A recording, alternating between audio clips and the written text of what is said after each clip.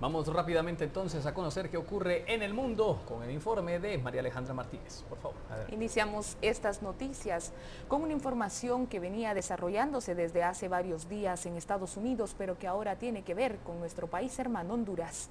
El gobierno de este país declaró que evalúa si Estados Unidos violaría acuerdos internacionales al deportar a miles de niños centroamericanos que han intentado ingresar sin documentos por la frontera sur. El embajador hondureño Jorge Milla declaró que existen ciertas dudas sobre la posibilidad de violación de algunas normas pactadas en tratados internacionales que podría representar la deportación de miles de niños. No especificó de qué tratados internacionales se trata. Estados Unidos anunció que planea deportar a los cerca de 35,000 menores sin un acompañante adulto procedentes de Guatemala, El Salvador y Honduras, que han llegado a su frontera sur durante los últimos 8 meses. Durante una visita a la capital estadounidense, el presidente hondureño Juan Orlando Hernández calificó a estos menores de desplazados de guerra y describió como mínima tanto la cooperación norteamericana como su impacto en América Central. Hernández atribuyó el creciente flujo migratorio de menores sin acompañante no solamente al deseo de reunirse con parientes, sino a la violencia generada por el narcotráfico. El secretario de Estado, Jorge Hernández, dijo que Honduras espera recibir este año casi el doble de los 22,000 ciudadanos que Estados Unidos deporta cada año y subrayó la necesidad de iniciar un diálogo nuevo con el país del norte. Las autoridades migratorias estadounidenses anunciaron la víspera que investigarán las denuncias sobre presuntos maltratos sufridos por los niños centroamericanos bajo la custodia de la Policía Fronteriza y de Aduanas. La primera dama de Honduras, Ana García, informó que viajará a Estados Unidos para conocer la situación de los niños inmigrantes hondureños que llegan solos y que están retenidos en albergues de ese país. El mandatario Juan Manuel Santos y el opositor Óscar Iván Zuluaga se volverán a enfrentar este domingo durante la segunda vuelta de la elección presidencial en Colombia, en medio de una polarización por la paz. Este domingo los colombianos irán a las urnas para la segunda vuelta de la elección presidencial del país, donde se decidirá el gobierno que asumirá el poder para el periodo 2014-2018. El mandatario Juan Manuel Santos y el opositor Óscar Iván Zuluaga lucharán por la presidencia en medio de una polarización que ha dividido el país entre las vías planteadas por los dos candidatos para alcanzar la paz con la guerrilla en Cuba. Santos, un liberal de centroderecha de 62 años, busca ser reelecto y acabar con el conflicto con las Fuerzas Armadas Revolucionarias de Colombia, las FARC, con el que lleva negociando desde noviembre del 2012 en La Habana.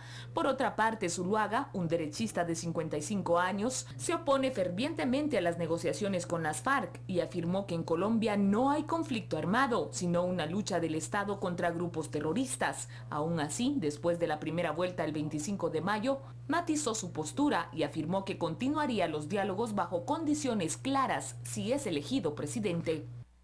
Colombia pretende que la segunda vuelta de la elección presidencial sea igual o más segura que la primera. Para ello, toda la fuerza pública del país, según el gobierno, velará por la tranquilidad y el orden público durante la jornada de elecciones, lo que significa que habrá unos 470,000 uniformados entre militares y policías. Además, para que no haya ningún altercado, la ley seca empezará a regir a partir de las 12 del mediodía del sábado y terminará a las 6 de la mañana del lunes, según el Ministerio de Defensa Juan Carlos Pinzón.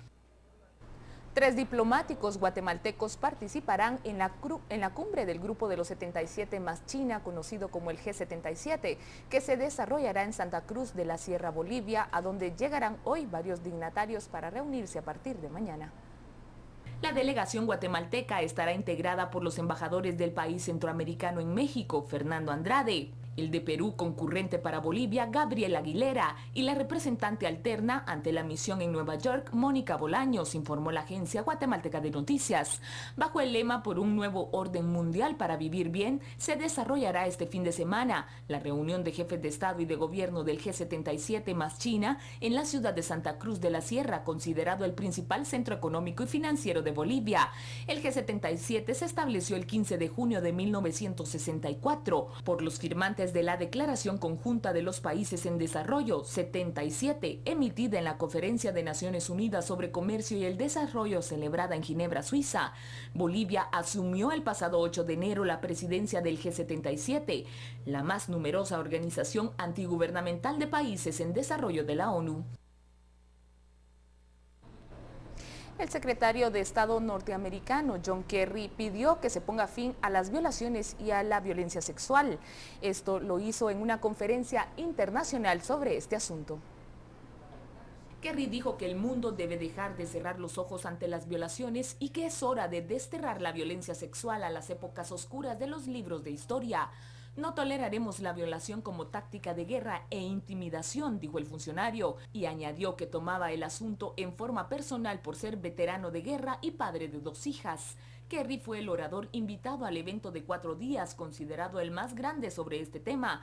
Cientos de funcionarios diplomáticos, activistas y sobrevivientes de violaciones en zonas de conflicto discutieron sobre la mejor manera de perseguir a los autores de estos delitos y proteger a las víctimas. La guatemalteca Mayra Koch Cacao, una adolescente de 17 años perteneciente a una comunidad indígena en Alta Verapaz y quien participa activamente en el proyecto Por Ser Niña, que impulsa plan internacional en 70 países del mundo, entre ellos Guatemala, fue invitada oficialmente por la representación diplomática del Reino Unido como embajadora de la juventud en representación de Guatemala en el evento. En esta cumbre mundial, las niñas, los niños y los adolescentes tomaron la palabra y llamaron la atención sobre la situación que han tenido que vivir o que vivieron en zona de conflictos alrededor de los 5 continentes. Jolie, enviada especial de la ONU, y el secretario del Exterior británico William Hague fueron los conductores del evento. La actriz, quien ha hecho campaña sobre el tema durante años, exhortó a los participantes a seguir presionando a los gobiernos. El secretario general de la OTAN, Anders Fogh, confirmó de la adquisición de armas pesadas de Rusia por parte de grupos prorrusos armados y la posible entrada de tanques y otros vehículos armados desde Rusia al este de Ucrania, que pondrán una escalada más seria a esta crisis.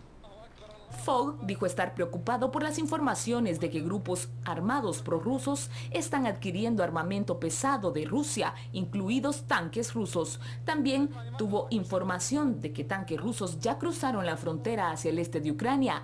El secretario general aliado declaró que esto construiría una escalada seria de la crisis en el este de Ucrania y volvió a instar a Rusia a completar la retirada de sus fuerzas militares en la frontera con Ucrania para el flujo de armas y combatientes a través de la frontera y a ejercer su influencia entre los grupos separatistas para que depongan sus armas y renuncien a la violencia. Hacemos un llamado a la Federación Rusa para que cumpla sus compromisos de Ginebra y coopere con el gobierno de Ucrania mientras aplica sus planes para promover la paz, la unidad y las reformas, concluyó. El ministro de Interior ucraniano denunció que columnas con material militar procedente de Rusia están entrando por los puestos de control en la frontera este de Ucrania, que han sido tomados por separatistas prorrusos.